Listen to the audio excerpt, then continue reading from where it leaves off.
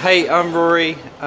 We are currently on a US tour promoting our new record, Kiss for the Whole World. And this is my gear, this is my guitars. This is my main one. I try to keep things as simple as possible on stage because I feel like the less points of failure, the more likely it is that we're going to have a smooth show. So I just use one guitar for everything, and I just make any tuning alterations on the stage myself. So this is a Fender Telecaster Ultra, and I've had a couple of alterations. This is something that I always include in my live guitars. It's an Evertune bridge, and it's this almost magical device that keeps your guitar perfectly in tune, no matter whether it's hot, cold. Like, I could do that, and that's not. See, it seems crazy, but that's not actually changing the tune. It just keeps things solid, so I can go in the crowd, I can spill drinks on my, do anything, and it'll just still work. Well, maybe not spill drinks, but yeah, it will just always stay in tune no matter what. Yeah, I mean, this is just standard pickups that come with it, because I just really like the way they sound, so I didn't change them. Most of the time, I'm on the bridge, as it's a bit higher output, so that's better for like the more high gain stuff. But I do love the neck pickup on tellies. That's kind of the reason I play them, really, just because it gives that unique sound that like no other guitar can give. So yeah, I use that for probably about 4 songs, and then that for the rest of them. So these are my strings, Ernie Ball Beefy Slinkies, 11 to 54. I've been using these for about 15 years, just because they work, because I play in drop C, so they work well for that. So this is our we call it our fly rig. So we have what we call an A rig at home, which is a lot bigger and more redundancy, but this is our rig that we can just get on an aeroplane, basically, because it all packs down into boxes. So this is my Kemper.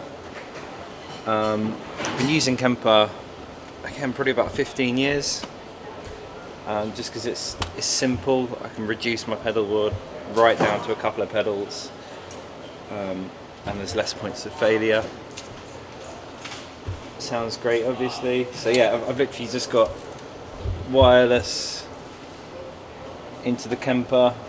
Yeah, my main gain sound is a PV 5150 that I modelled or profiled when I originally got this. Like, I actually went to a studio and profiled my amp because I just love the sound of it. I didn't want to lose that. So that's my main gain sound.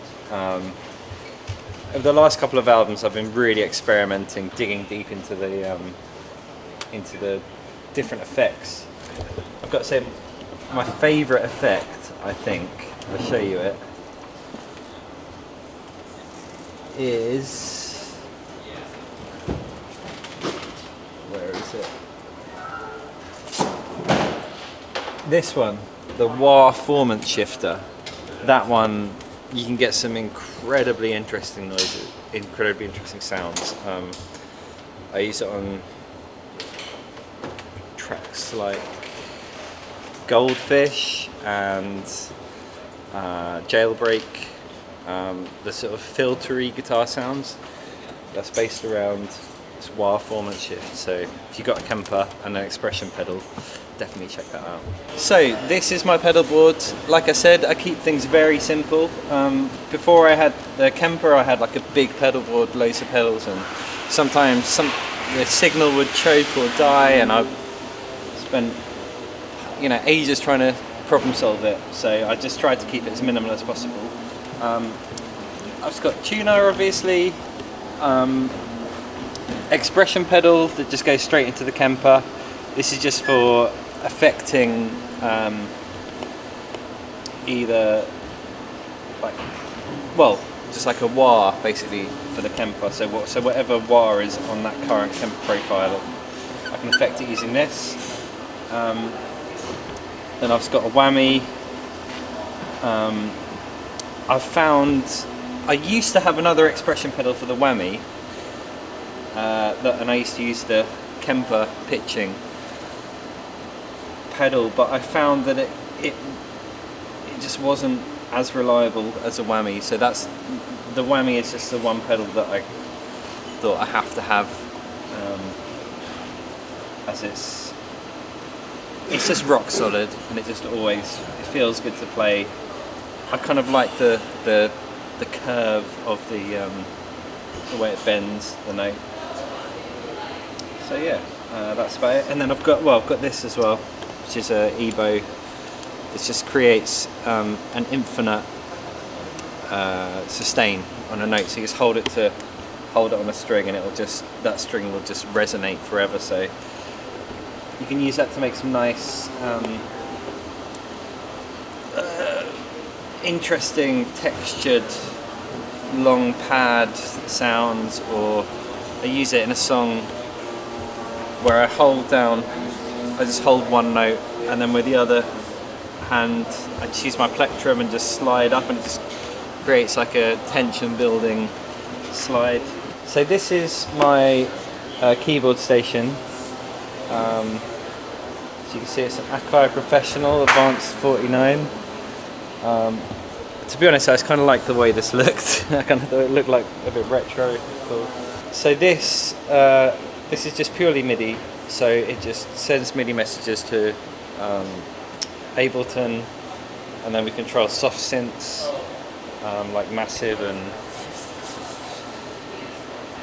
a couple of other ones during the show. And then yeah, this is just MIDI as well. Just some extra pads, mainly to trigger samples via Ableton in a drum rack in Ableton. I'm currently using these. I normally actually have like branded ones, but yeah, these are just the ones I use. What are they? 88 millimeters. They're just not too soft, not too hard, just right. The Goldilocks plectrum. So like I say, yeah, we're out here promoting our latest album, Kiss for the Whole World. So check that out. And also go to our website, www.shikari.com, for merch, tickets, shows, news, everything.